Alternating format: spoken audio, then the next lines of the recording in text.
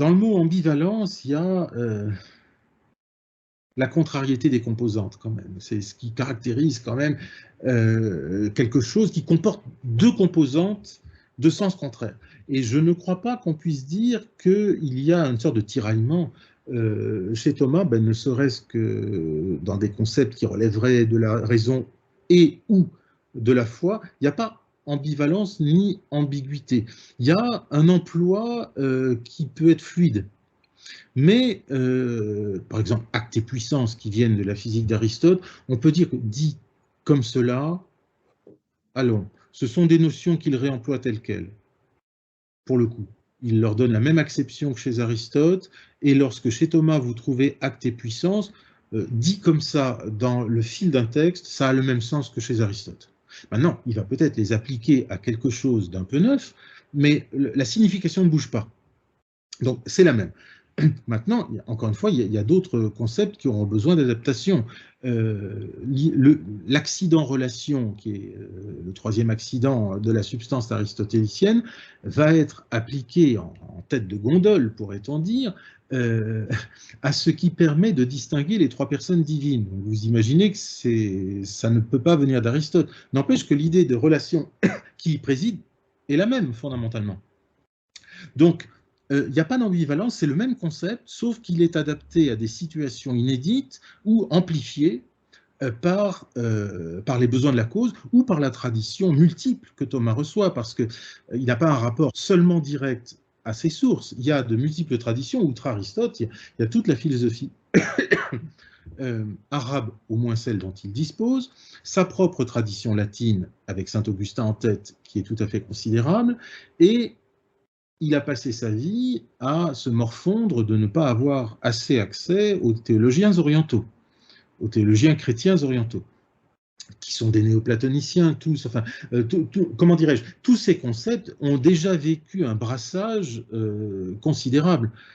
Il me semble, pour donner un principe de lecture, que chez Thomas, alors vous le verrez très peu souvent définir. Il faut vous y attendre.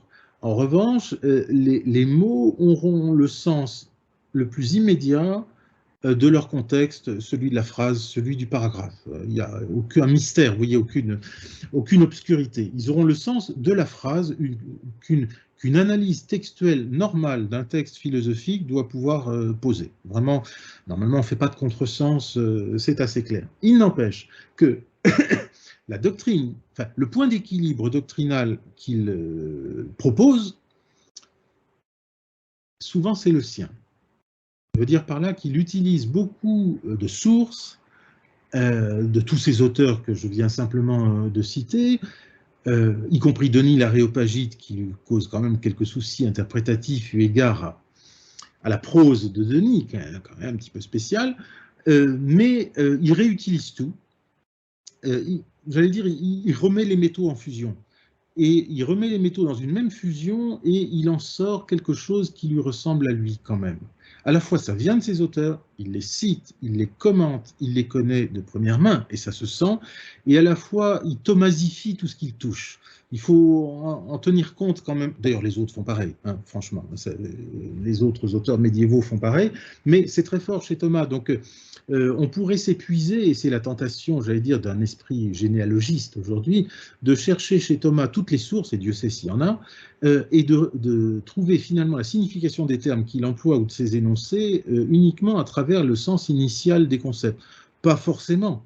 Celui de participation en métaphysique, le fait de prendre part, bon, aux qualités divines, soyons clairs, hein, pour des créatures, le terme vient de Platon, il vient de la tradition néoplatonicienne, mais il a pris un sens renforcé ou tout neuf chez Thomas, qui ne va pas vous le dire, mais dont l'ensemble d'un texte va vous donner le point d'équilibre. Le point d'équilibre du sens des termes chez Thomas est dans le texte de Thomas.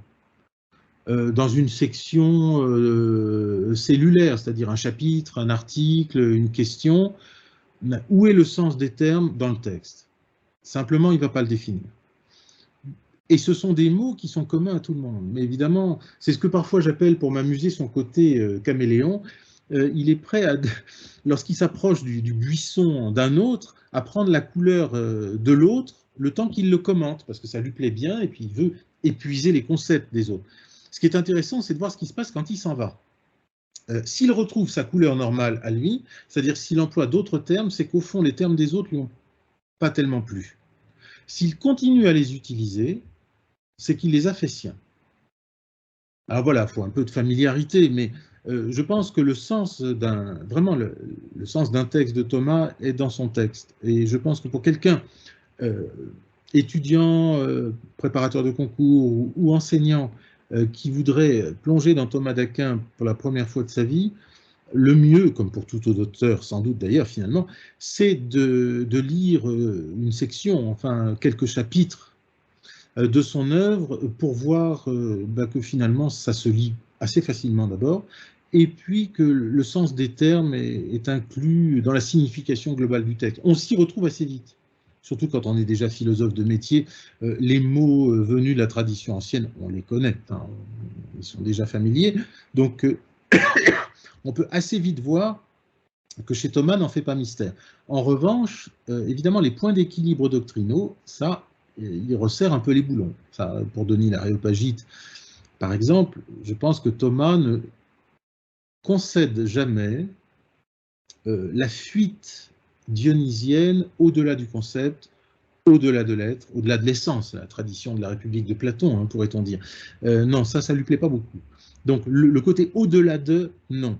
Il va s'arranger, c'était ma première thèse en philosophie sur la théologie négative chez Thomas d'Aquin, il va s'arranger pour faire droit à la modalité négative du discours. Bien sûr, lorsqu'il s'agit de parler de Dieu, tout est imparfait, donc il faut pouvoir le creuser et dire comment on le creuse, mais son résultat ne consiste pas à dire que Dieu est toujours au-delà et qu'on ne peut rien en dire. D'une certaine manière, son point d'équilibre à lui s'appuierait davantage sur saint Augustin, néoplatonicien pourtant lui aussi, qui consisterait à dire, bien sûr, Dieu, nous ne savons pas ce qu'il est, Proclus, Augustin, nous ne savons pas ce qu'il est, nous savons ce qu'il n'est pas, mais chez Thomas, les énoncés que nous posons à son sujet, au sujet de Dieu, sont vrais. Si je dis Dieu est bon, c'est vrai, même si je ne sais pas ce que je dis, d'une certaine manière. Maintenant, à notre niveau de connaissance, la bonté a quand même une signification créée. Et je l'attribue au maximum à Dieu, parce que par la force des choses, on sait qu'il est bon au maximum, ça, par hypothèse, on ne le conteste pas, mais on ne prétend pas avoir justement la maîtrise représentatrice de ce concept. Mais l'énoncé, Dieu est bon, lui, est vrai.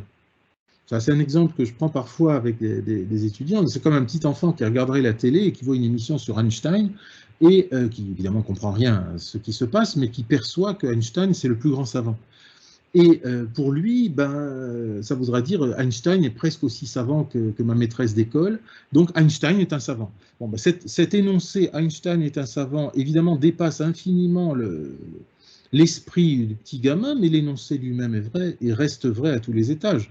Un colloque sur Einstein, finalement, n'en dira pas tellement plus, du point de vue de l'énonciation.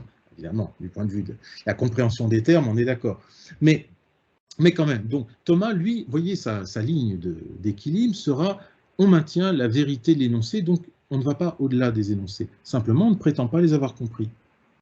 C'est son point d'équilibre, plutôt proche d'Augustin, avec d'autres moyens, et discrètement loin de Denis, alors qu'il ne cesse de l'encenser. Et Denis, c'est le compagnon de saint Paul à l'Aréopage, croit-on, à l'époque. Donc un pseudo-apôtre, on ne peut pas le secouer trop fort non plus. Mais je crois qu'il est très conscient des limites et il essaie d'en tirer de meilleur.